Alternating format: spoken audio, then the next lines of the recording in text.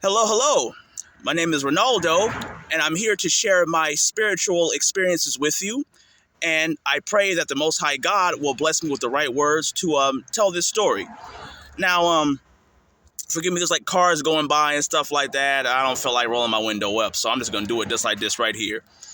So, I want to talk about a targeted individual, but some people might think I'm going to talk about like Jesus or Jeremiah or Job or something like that. No, not this time.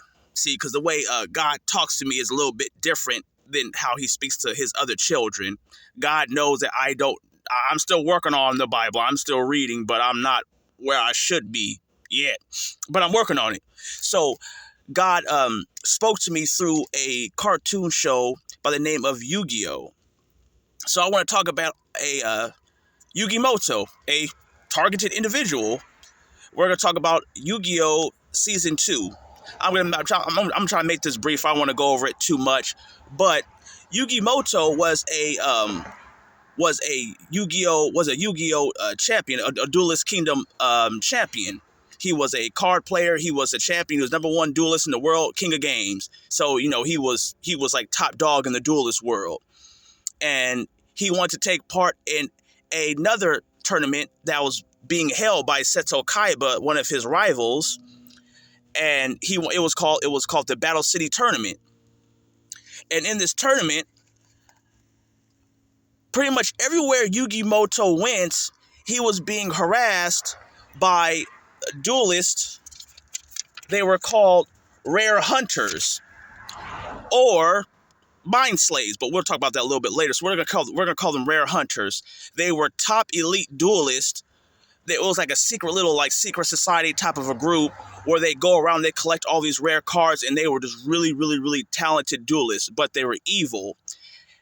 But what Yugi found out throughout the course of this tournament, that these dark duelists that would approach him, these rare hunters, were pretty much all slaves to an evil villain by the name of Merrick. You call him Yami Merrick.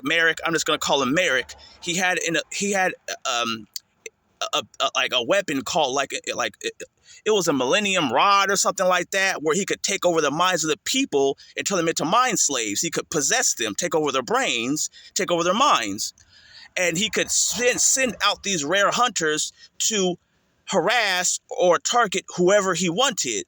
So I believe one of the first people to fall victim to the rare hunters was Joey Wheeler, and Joey Wheeler was no joke. Joey Wheeler was a solid duelist, but he ran into these rare hunters, and well, they taught him a lesson that there's new levels, there are new devils, and he ran into a new devil, and he lost a duel, and he had his Red Eyes Black Dragon taken from him.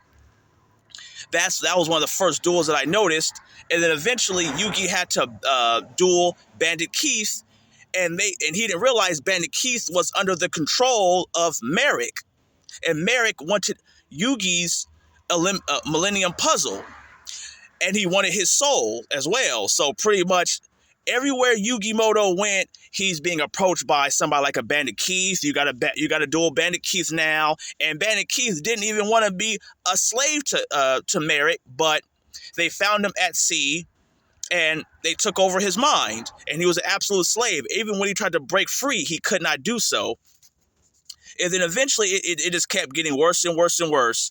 Yugi had to duel or Yami Yugi. I could call him Yami Yugi. That's when the spirit of the puzzle would possess Yugi Moto. I don't want to say possess, but he would take. I'm just gonna say possess. The spirit of the Millennium Puzzle would take over Yugi Moto and duel for him. So wherever Yami Yugi went or Yugi Moto went, he was always being monitored and harassed by these rare hunters, because Merrick had plenty of rare hunters all throughout Battle City, so he was always able to monitor Yugi everywhere he went. And whenever Yugi would battle these, whenever Yugi would duel these rare hunters, he was always given a hard time, because this force had a plan against Yugi, and Yugi didn't know anything about it. So one duel, he had to fight somebody who had an Egyptian god card, and he was this close to being beaten a couple of times because these duelists were so skilled and so prepared by Merrick. Merrick, the controller of the Millennium Rod, he could send his mind slaves to go duel Yugi, and they're very talented. So Yugi had to understand that he had to have faith in the heart of the cards, or just have faith, period. I think this TV show is really about teaching people to have faith, because sometimes when you're fighting evil, you have to have faith, because evil is just as talented as you are. Anybody watching this right now, if you think you're smart, evil is just as intelligent as you are. And just like how Joey Wheeler got knocked on his rear end figuratively and literally, the same thing could happen to you. But you have to have faith, and faith will get you through. And just about all of these duels, without faith, Yugi would have lost. That's what was so incredible about it. The second or third time I watched the season, because they were tough. The duel versus the guy. I think the guy's name was the Quiet One or Strings. It was one of those two names. He had an Egyptian god card, and this god card attack power was like 2,600 life points, and he had a solid strategy, and Yugi felt overwhelmed, and somebody else said Okaiba had to come along and tell him to get back on your feet and not feel sorry for yourself. I'm going to throw that out there, because sometimes you will be knocked on your rear end by evil. Somebody might have to come along and tell you to get back up. We are people, all of us. We're all going to need to be told at some point in our life to get up. Stop feeling sorry for yourself. It's not just me. It's life. Especially if you're a targeted individual like Yugi Moto. The moment he got past Strings, here comes Arcana, and he has skills too, and it was the same thing. The moment Yugi managed to get past him, because it was a fight, a violent fight in between, it was a violent struggle in between good and evil. What happens? Merrick falls, Arcana falls to the floor in defeat, and something begins to speak through this vessel, through Arcana. It was Merrick. And Merrick said, okay, you got me this time, but he said, my warriors are all over the place. He said he's always looking for new mind slaves. He's always looking for new recruits to join his squad, just like Satan. He has his warriors all over the place, always watching you, always studying you. So the moment that he attacks you, he knows your weaknesses, your strengths, and everything. Next thing you know, you are knocked on your keister, and you might end up feeling sorry for yourself. Somebody's got to come along and help you out. You're going to have faith.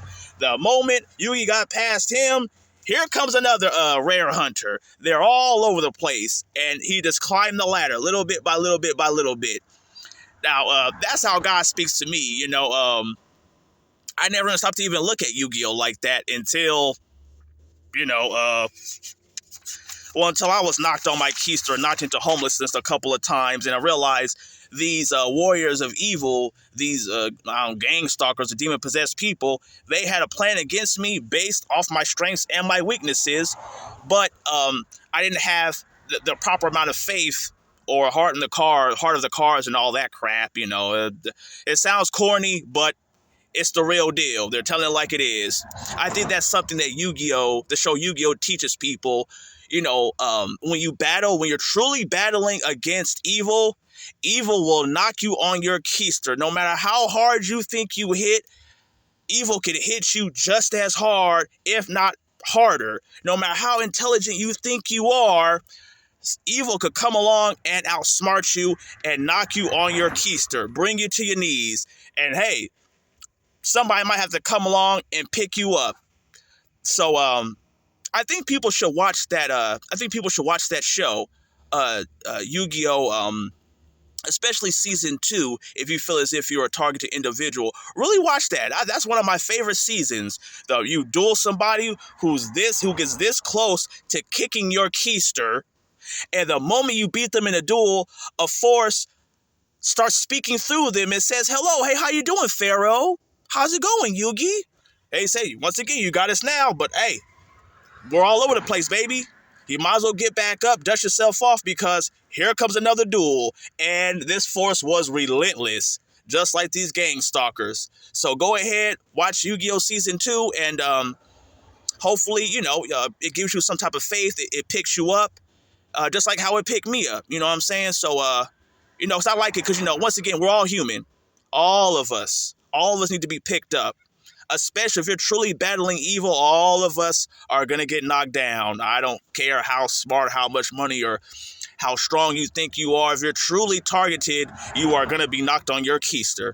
So go ahead and check out Yu-Gi-Oh! Season 2. I think you guys would really like that. I think you really would. I had to make this one a little bit faster. I really didn't have anything written down, but I just kind of wanted to just get this one out because I think this might really help somebody. And not just that, Yu-Gi-Oh! Is a fantastic show. I love it. So until next time, thank you for watching. God bless, and I'll see you around.